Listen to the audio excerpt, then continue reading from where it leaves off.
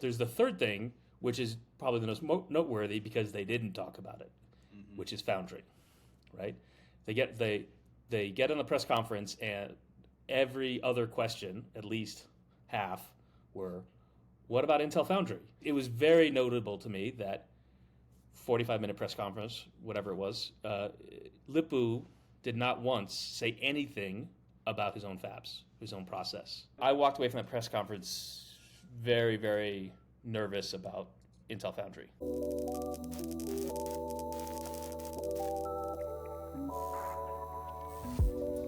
Hello, everyone. Welcome to another episode of The Circuit. I am Ben Bajarin. Greetings, programs. I am Jay Goldberg.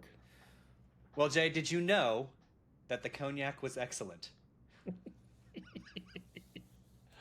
Yeah, The I'm cognac, traveling. I'm traveling this week. Otherwise, I would have cognac here with me. yes, it was so good. Right. It was so good. That's like my default now, inside joke. Whenever big news happens, I'm just going to be like, the cognac was excellent. For those of you who don't know, Jensen Huang from NVIDIA was on a live mic before he realized he was on a live mic, and he was extolling the virtues of cognac in London, right? He's, I believe cognac so. at Windsor Castle, the state dinner. Yep, So, yep. Which that audio has been scrubbed from the internet. It does not exist anywhere. I looked because I was going to try to capture the audio for the intro of this podcast, but it was just so clean how he said it. The cognac was excellent. Just man. So it only lives in our brain and our memory. This amazing moment of Jensen Huang. All right, so everybody, it's not going to be a shocker. We again get to talk about Intel, and for many more reasons today because of a what just largely comes off as a deal investment and collaboration between Nvidia and Intel. And to be honest, Jay, like I never thought I'd see the day where Jensen says nice things about Nvidia. I mean about Intel, Intel. glowing things, very favorable things. It was hell freezes over moment. I guess I'll let you start, and then there's a lot of nuances I want to unpack about this, the details of what was discussed. right. So NVIDIA announced that it was doing a deal with Intel. They're buying $5 billion of Intel stock, and they're going to jointly design a CPU GPU system for data centers and a CPU GPU combo chiplet for PCs. Which is and on top of that, Intel is taking a license to NVLink Fusion, so they're going to have access to that to do all their AI networking goodness. And then Yes, the two CEOs had a press conference afterwards, which was interesting. this is when Jensen says nice things about Intel. And The it, and it was incredibly fascinating on a number of different dimensions. Not least of which is the incredible irony of Jensen saying good things about Intel. And for those of you who Yep. don't know the history, NVIDIA has felt this deep enmity towards Intel since its earliest days. Like that was their Goliath, and in some senses, David has now slayed Goliath. He hasn't slayed them; he's done something else. He's done something else. The Yes, the he has acted in as savior, as a company who and an individual whose mantra was kill Intel. So Yeah. yes, the irony is not lost on any of us who've followed the saga for a long time. But all right, so let's go into two different parts of this. There's a data center part, and there is a client chip part. So let's start in data center. What was interesting was, and this came out more in the questions, which so everybody's clear, like the questions came from journalists, not investors. I'm sure they had callbacks and whatnot, and that's happening. But basically, the question sort of came up like, what's Nvidia hope to get out of this deal, or why do you do this deal? And Jensen very articulately explained that when you want to run a Blackwell system today, with a x86 CPU head node, you can really only scale that to 8 GPUs. So it does basically NVLink 8, which you said, right? Whereas on the ARM parts, which is the Grace Blackwell fully tightly integrated rack, that scales to NVLink 72, so 72.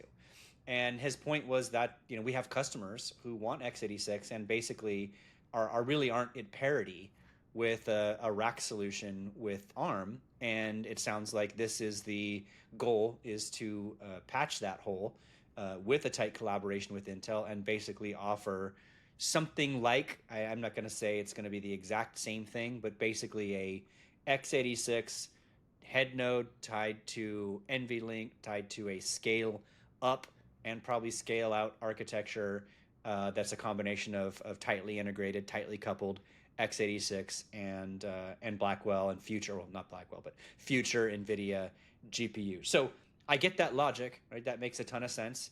That's a big win for Intel, right? Being, catching wind of some of the NVIDIA GPU momentum that's going out in AI servers and AI racks, and being the x86 CPU of choice for those solutions with for NVIDIA for x86 graphics. So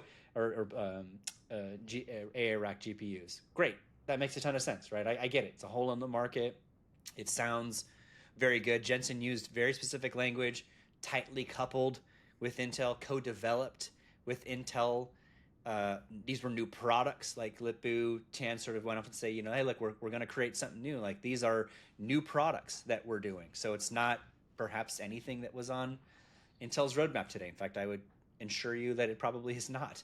And it also sounds like they've been working on this for a while, right? Reports are it's been a year, which means some of these discussions happened with Pat Gelsinger at the head, and Lip-Bu picked those up and probably continually basically said, look, Jensen, we'll do whatever you want. Like, what do you need? We'll do it. And got the deal done. So yeah, data center part, I totally get it. And I should also say, right, it's worth everybody knowing, if you don't know already, the vast majority of AI rack sales today are Grace Blackwell systems. So they're largely ARM. There is almost no x86 in the vast majority of these AI factory AI rack servers today. So it's a whole, it's relevant. And I can see Intel saying, we don't want to be left out of that. So this deal makes a lot of sense, right, in both regards. So yeah, thinking through this a little bit, today Grace Blackwell comes with, depending on the configuration, you have 4 GPUs and 1 CPU. Mm-hmm. Sometimes more GPUs, sometimes less. It can be 2 to 1, 4 to 1, roughly speaking. And in the Hopper generation, it was about, I don't know the exact number, it's probably like 60, 70% Grace Hopper, maybe a little bit less. And then the remainder was with x86, mostly with AMD right, CPUs, but not entirely. Largely with AMD, Grace Blackwell, yes, largely AMD. With Grace Blackwell, with Blackwell generation, the current generation of NVIDIA GPUs, the vast majority, 90%, is Grace Blackwell. So that's it's like NVIDIA GPU attached to an NVIDIA CPU. And so one of the questions I had about this was, well, what comes the next generation? Probably Vera Rubin timeframe. We don't have timelines on any of these products. For one. I think it's longer. So by the way, I don't think it's Vera. I think it's longer. So for the x86 part, yeah. So we're getting into territory where I forget the code name. Feynman. Yeah, Feynman. Maybe. Yeah, so maybe later. Feynman generation. Feynman generation GPUs will have some x86 attached using Intel CPU. So it's a small loss for AMD. AMD stock was off a little bit, sort of related to that. But then Intel gets some.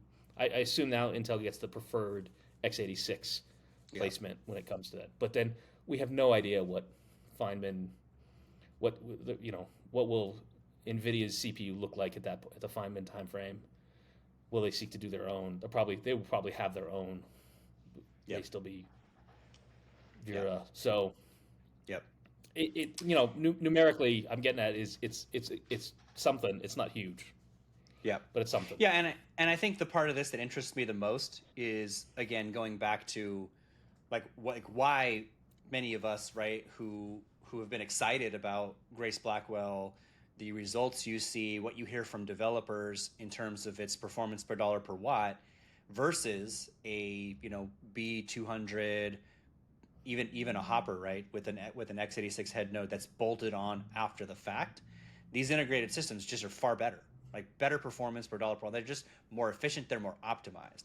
And so what makes me interested about this is not just going to be a bolted on, x86 Intel product to whatever GPU generation architecture generation. It's going to be very similarly optimized and designed and fine-tuned to work together very much the way that Grace does. And so I don't know if this is, something akin to like a true co-design. I mean, obviously NVIDIA's not, licensing x86 as much as I don't even know if Jensen would want to. But this probably gets about as close as you can to a custom designed x86 part for NVIDIA for these particular implementations. And I'm just super curious to see how that performs, especially if we do talk about a like for like spec wise with an ARM part. I'm just super curious to see how those two things benchmark and, come out in the market. So, anyway, it makes sense. Like I said, it makes sense. And I'll also say, like, I do firmly believe that what Jensen did here is to preempt a competitive threat from AMD coming with their own full x86 scale up rack with Helios. That, again, if he's hearing from customers, we want some x86 racks, and he doesn't have any x86 racks, and AMD's going to, then he has an opportunity to respond to a potential competitive threat. So I do think some of this is in line with what AMD is about to stand up with x86 plus their accelerator supercluster. So again, right, it makes sense to have a portfolio, and they're choosing Intel. So I find all this fascinating. Yes. Jay nodding. Yes, I'm nodding. Yes. No, the other part though is you made the point about NVLink, and I think that's interesting too, because obviously, Jensen would love to see NVLink, go out and dominate the data center, boost his networking business. So if he's going to sell a few more x86 racks out there and NVLink goes wider in data center, it's great for him too, right? Versus UA-Link, which is going to come both with the accelerator racks by TPUs, Google, Microsoft, Amazon, and AMD that's going to use UA-Link. So, yeah, he's happy to try to get more NVLink out there in the world as a fabric. So, makes sense in that regards as well. Yeah, NVLink is an important part here. All right, and then on the client side, so this part gets a little bit more interesting because this is not the biggest. This won't be the biggest business of all of them from NVIDIA. This is also where it makes sense, as dodgy as both Jensen and Lip-Bhutan were on where the PC chip would be packaged, not manufactured, but packaged. This particular part makes sense that it's packaged at Intel using their advanced packaging, so their CPU design, NVIDIA's GPU design, which will be made at TSMC, Intel's made at Intel Foundry, packaged together on Intel's advanced packaging to create a new PC chip that's Intel CPU and NVIDIA GPUs tied together in a tile for what they're saying more performant workloads. So call it higher end AI PCs, higher end desktops, maybe gaming, workstations, things like that. And NVIDIA, gets an opportunity to go. Really, what I think they want is in commercial. I think he wants more GPUs in the world on laptops and computers, and commercial will be very hard for him as a discrete, right? He needs to be integrated, onto a part. In this case, Intel makes the most sense. And some of the things they talked about, right? The laptop market that's out there, the size of that space, that's sold annually, 150 million, computers is an enterprise point. So he wants GPUs on client devices everywhere, and he seems to think this might help the PC part. I will admit that I would like to own a system that has an Intel CPU and a NVIDIA GPU working together. I've been holding out because I want, actually, what I was thinking, I really want to get the NVIDIA CPU GPU combo laptop Right. that we all suspect is coming out next year. I like the game. That seems like it'll be great for gaming. Yep. But now maybe I'll save my whatever $3,000, whatever it's going to cost, and Maybe. wait for the Intel NVIDIA part, which also we Yeah. have no timing on. No timing. No timing. Sometime distant future. But anyway, bottom line is, well, like I said, I don't think this is the integrated GPU is a giant dollar amount. Obviously, not compared to their data center side. I just feel like he wants GPUs everywhere. Maybe there's a thesis of cloud to client. So the more GPUs he can get out in the world on client devices, wonderful. There is, I love AMD. There's very little AMD competitive threat in commercial. So I think they see an opportunity to bolt on with Intel and help with that. So yeah, I'd say that's the read. That's the read for the client part, which again we have no idea how closely coupled this will be. New product roadmap. I'm sure Intel's roadmap is completely borked at this point because now everything changes. I would imagine past Nova Link. So, and who knows if they even know at this point, because now you got to work with Jensen to co-design CPUs and GPUs for future products. Yeah, yeah. I have to admit, the product stuff sounds really interesting technically, but strategically, there's a little bit of fox in the hen house that I'm worried about here, right? Yeah, Where Intel is basically bringing NVIDIA into the parts of its business where NVIDIA has it's weak, struggled to penetrate. right? And Intel And has been weak. Intel has no good answer. and and Intel has no good answer, um, even though NVIDIA has a CPU, Intel doesn't have a AI grade GPU. What Yeah, what could go wrong? yeah, yeah. Who knows? Who knows what could go wrong? What could It'll be possibly go very wrong? interesting. It'll be very interesting. Um, yeah. So Okay. You're so saving it's the hot interesting. take. I feel a hot take's coming from Jay he's Yeah, been sitting on. So let's unleash it. Lay it on me thick. the way you laid this out was there's two things that happened, and that's right. There's two things they talked about, but of course there's the third thing, which is probably the most noteworthy because they didn't talk about it, Mm-hmm. which is Foundry, right? They get on the press conference, and every other question, at least half, were, "What about Intel Foundry?" Mm-hmm. Mm-hmm. And right, because a month ago, Lip-Bu said, "We're not going to 14A unless we get a big customer," and NVIDIA is not that big customer, That not that customer. Nope. right? And I was, it was very notable to me that 45-minute press conference, whatever it was, Lip-Bu did not once say anything about his own fabs, his own process, Mm-hmm. right? Right. The only talking up of Intel manufacturing that came was from Jensen, of all people, who said, "We love their packaging. We're going to use this for packaging." Right. Right. And I mean, like I was unsettled by that, by Lip-Bu's deep ambivalence towards his own fabs. And you and I both know that Intel comms team, they're very good. They knew they were going to get that question.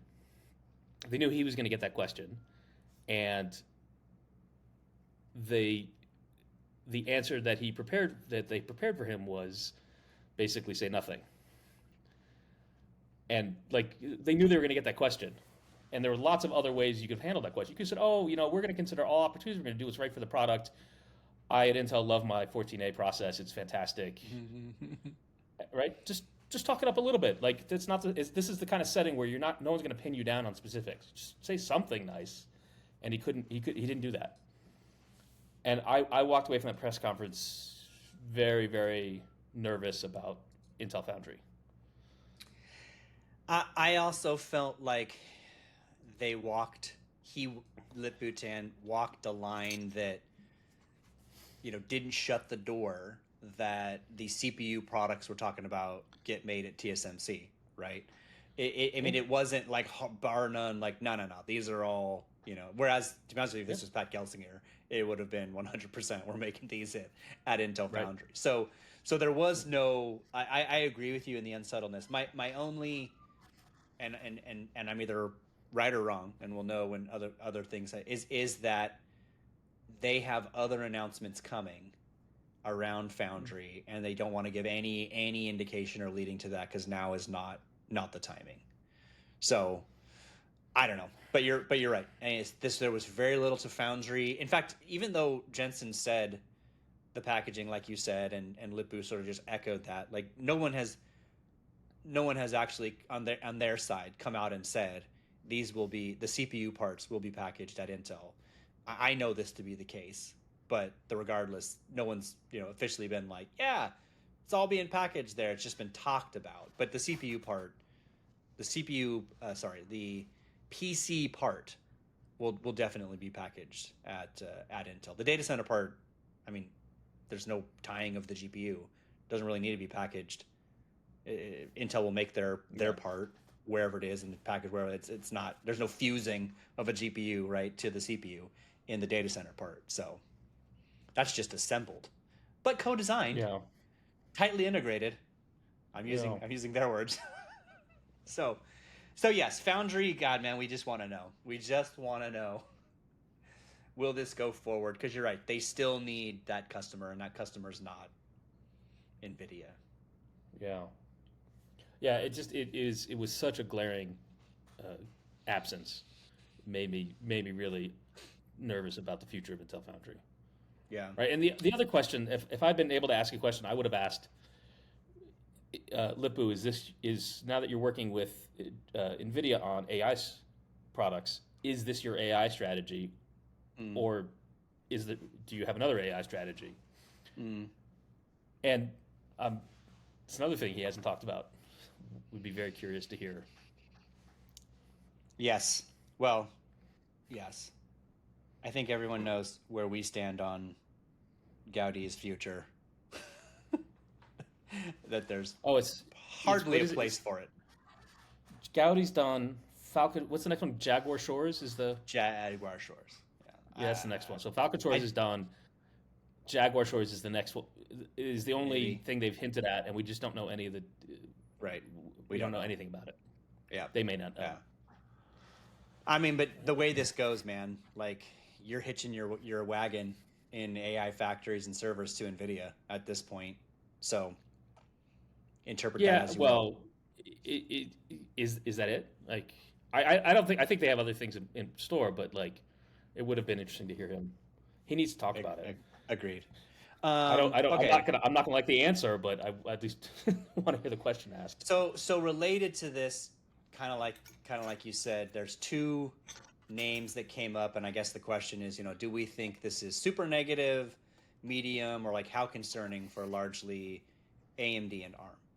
Now, where I've seen some rationale for it's not the end of the world for AMD in data center in particular, is that if x86 can get some traction back from ARM in AI servers, that essentially, right, a win for x86 is a win for the ecosystem, which creates kind of that opportunity for AMD as they offer, right, these x86 guys. I'm laying out for you essentially what Vivek Arya from B of A's note said today, which is that a win in x86 is a rising tide for all x86 boats, right? That's two of them, so that's Intel and AMD. So there is potential there. I think that's a fine theory. I mean, obviously the whale is NVIDIA, and now the whale has chosen Intel, so there's going to be some stick with that. But in terms of like how concerned should AMD folks be? I know the stock rebounded some today, but like I'm going to say it's not terribly all bad. I'm just going to say they had some uphill climb. It's gotten a little bit harder, but it's not impossible. in the scale out or build out that we're seeing today of new data centers. So Yeah, I tend to think that this Intel news is fairly minor for AMD. It's a little bit good, a little bit bad, right? Because it's bad, they lose a little bit of share in this whatever attach rate is going to be assigned to future NVIDIA CPU head nodes. mm-hmm. That's they're gonna lose out on that, um, but they're probably gonna lose that anyway to NVIDIA and ARM. So that's not good for them, but it's small. It's a small Yep. impact. Yep. It's good though in that uh, it keeps x86 more important, more relevant Right. to the extent Right. that Jensen lives up to what he's going to say and actually starts, deploying these and promoting these x86 parts somewhere in the future. Yep. Because I've been wondering a lot lately, like, what is the point of x86 anymore? Right? It's it's very prevalent in PCs, of course, Mm-hmm. but it's stagnant. I mean, it's flat. That market isn't growing much. And data center there's still the vast majority of data center workloads, non-AI workloads, are run on x86, but that's a much smaller share of workloads than it was before AI. And there's an awful lot of ARM CPUs out there in the hyperscalers, and more coming. So I think it's. I was going to ask you this one of these days, and we should do an x80, the future of x86 episode. Like, I'm not saying x86 is finished. It has but like, I think some people have to ask that question, and having NVIDIA step in and say, "Oh no, we need some x86." That's a Yeah. worthwhile, which helps AMD because they need the x86 Agreed. ecosystem Yeah. I as guess well. I guess where you make a good point with your very philosophical. What is the point of AX86? Is here's what I would say. Um, it's relevant, and I'm saying this is both a positive and a negative. It's relevant, but it's also relevant for legacy software. Like the new software stuff that's coming out, I don't think has any specific x86 inherent advantage. That would be for me if I'm going back to AMD and Intel and saying, look, what's the bull case for your architecture? Because I agree with you, it's a good question. I think this would need to include, we believe a good amount of these future workloads will be better and will run and be developed for x86, right? Not the old ones. The answer can't be all these old companies are stuck on x86 and that's why this demand is there. Like that can't be the answer. It has to be new opportunity, not old opportunity. And I don't know the answer to that question. Yeah, yeah. IBM still sells a lot of mainframes, They sure do.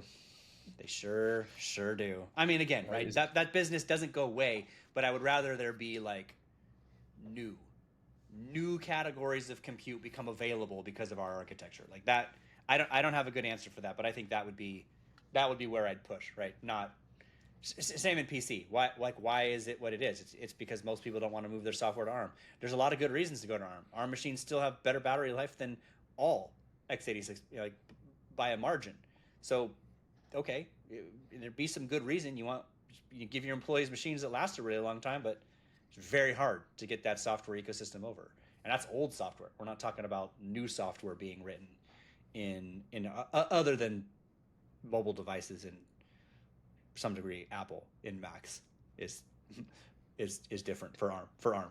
But yeah, it can't be old software. So anyway, I agree. That's a good question. All right. So any concern? Well, sorry. Before we get off this, I would say if there's any part where I'm a little bit more concerned for AMD, it's going to be in client because they have had troubles growing client in commercial.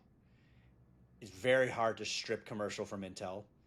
And now it seems more attractive if this works, right? And I'm going to say you probably see these things on more high-end systems. So let's call it $1,100 and above. We'll have an Intel CPU and an NVIDIA GPU. And if Jensen wants AI workloads to run on device on his GPUs in an enterprise setting, Intel's a great bet for that, and that's going to make AMD's climb harder than it already is in commercial. So that would be the only place I'm a little more concerned for how this plays out, is the commercial client business for AMD.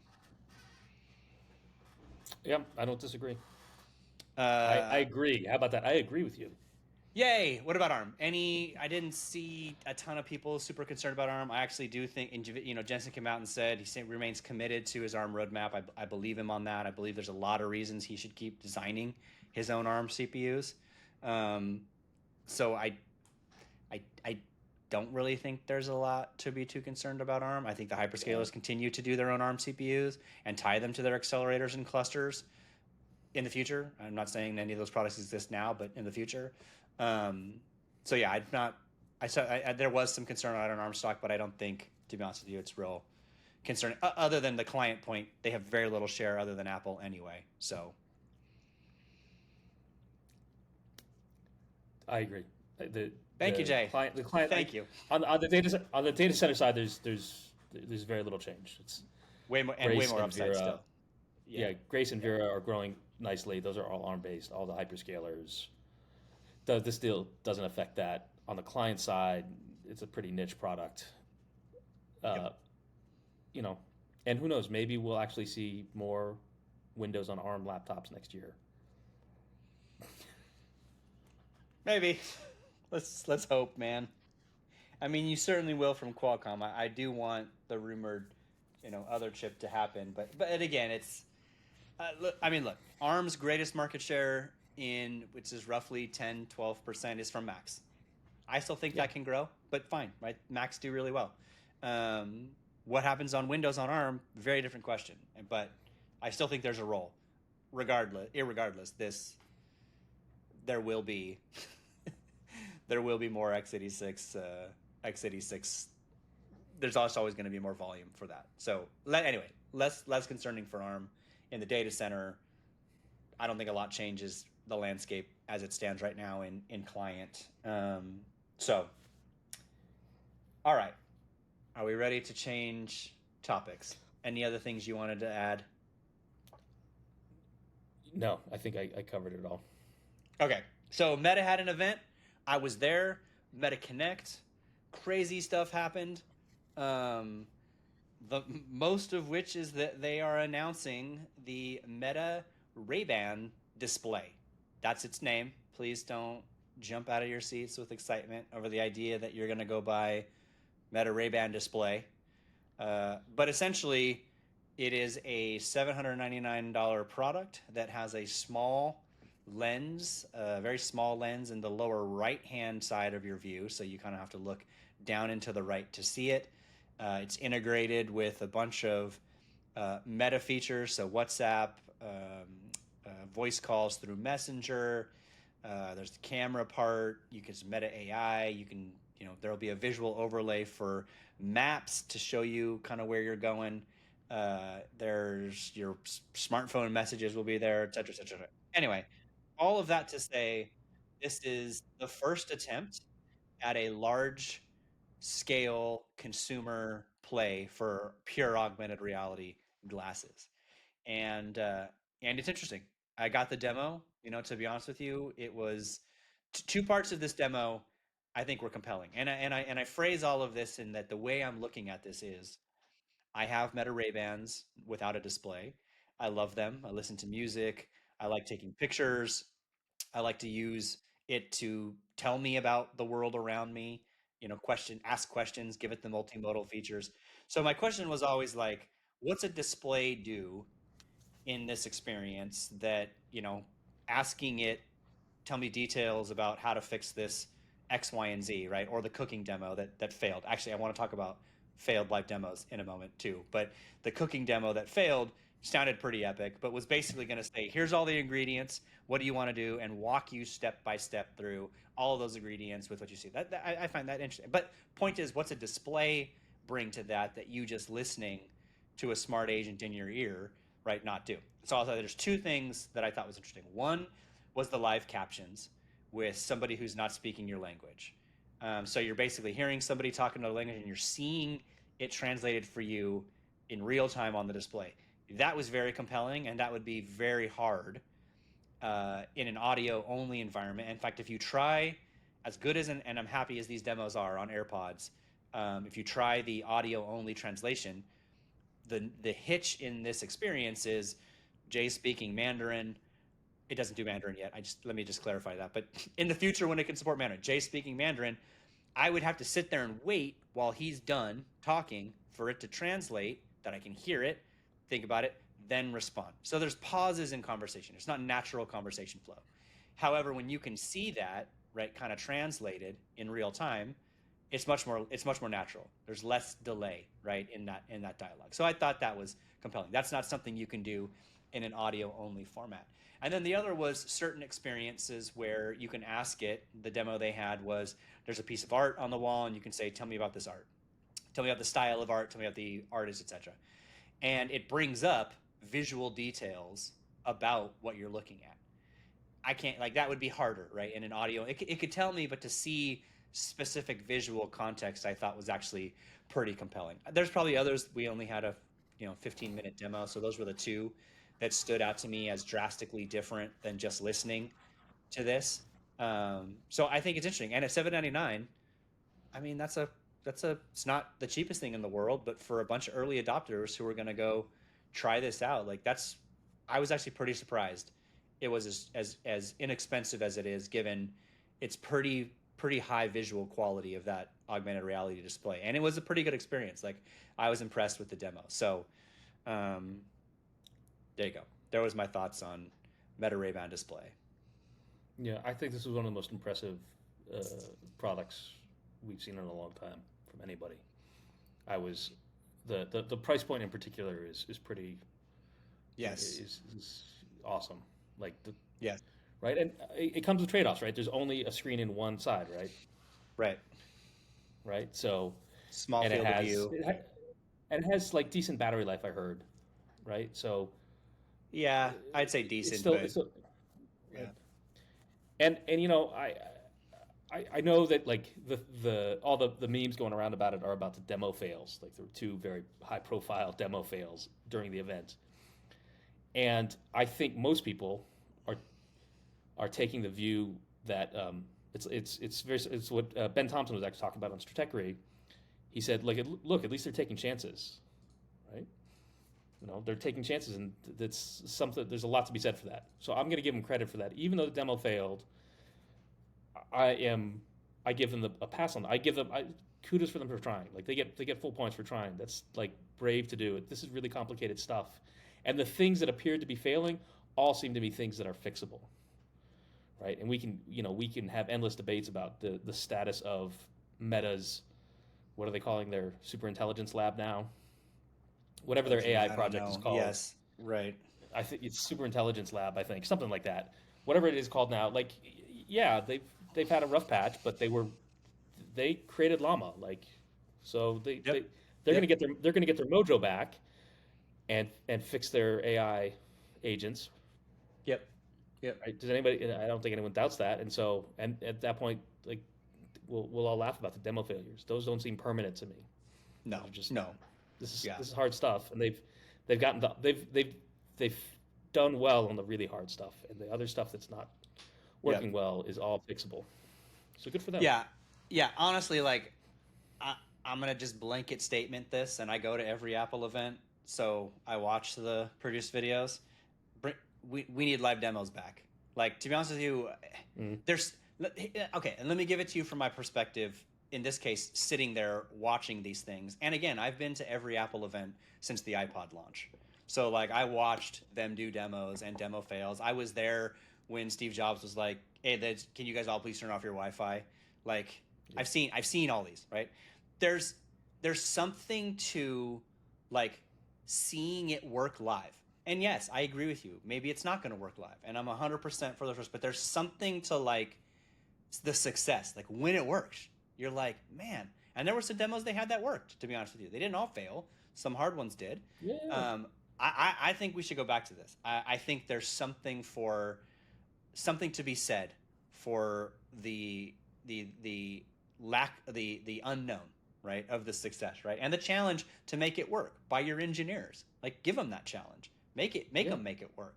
So Yeah. anyway, I'm all for it. So I want to add two other things. So I've also done Meta's Orion demo, which is basically their best expression of augmented reality. In that demo, it has a much wider field of view, so it goes across kind of both eyes. Those lenses are silicon carbide, which is one of the most expensive things to do right as part of that device.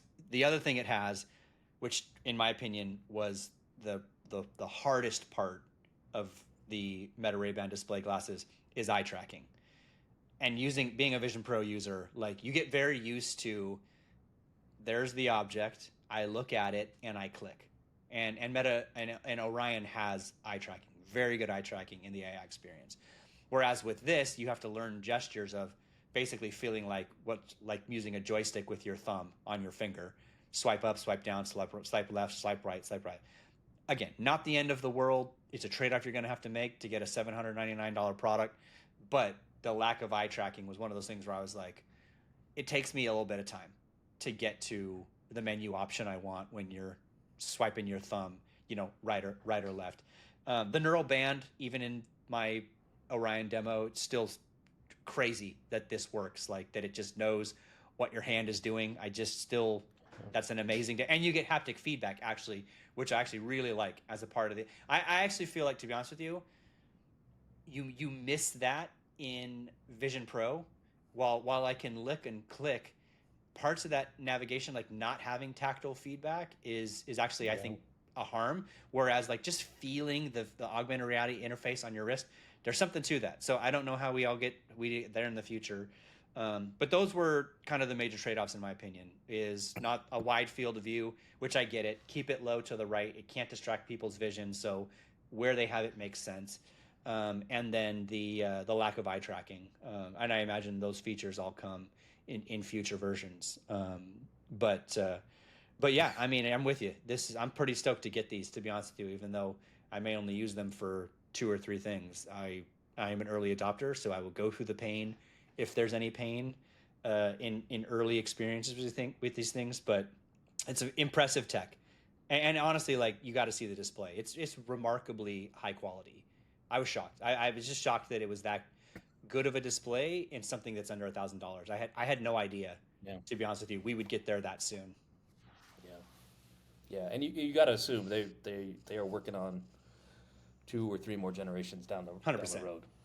100%. I also don't think they're making money on these, to be honest with you, at $799. But still, it's yeah. All right, that Meta Ray-Bans and Ray-Ban glasses with display. I think that covers it. Yeah, and then all right, you had some rants on Huawei. On Huawei, yeah, I've been doing a lot of work lately on Huawei. The progress they're making on semi-cap equipment, and not the chips. The chips, they actually had a chip event this week, which is a whole different thing. But the stuff I'm seeing around, they have a massive venture portfolio. They have something like 200 companies in their venture portfolio over the last 5 years. They're everywhere in the semiconductor supply chain. And I think that's just put a pin in this. We're gonna come back to this topic soon, because I think they're making a lot more progress than people realize in getting to advanced process manufacturing and having their own fab, leading edge fab. Okay, define leading edge for me. 3 nanometer. Okay, and with EUV? Or this is all non-EUV? This will be EUV. EUV. Yeah. All right. So essentially, they have figured out how to do their own EUV. Yeah, they have their own light source. I've heard recently that they have their own optics, instead of Zeiss. Right. They've just systematically gone through, and now is it going to be as good as ASML TwinScan 5000? No way. But it will be good enough. All right. Yeah, I saw Dylan and our friends at SemiAnalysis this week did more on the Chinese ecosystem and Huawei. I mean, it looks right. It looks like they're gaining. So watch this space is what I'll put it that way. We'll make for a fun year to have local Chinese chip companies in China gaining strides and doing the semiconductor talk of next year. So excellent. All right, everybody. That's a wrap for this week. Thanks for your time. We appreciate all your feedback and comments you get, especially when we see people at events and we're like, hey, I know you're on the circuit. Like, that feels good. I like hearing that. So does Jay. Come up and say hello to us. You see us at a conference. Yes. Well, I'll be at OCP. That's coming up. Yes, you will. Okay. Well, appreciate your time, everybody, and we will talk to you next week. Thanks, everybody. Click like, subscribe, tell your friends.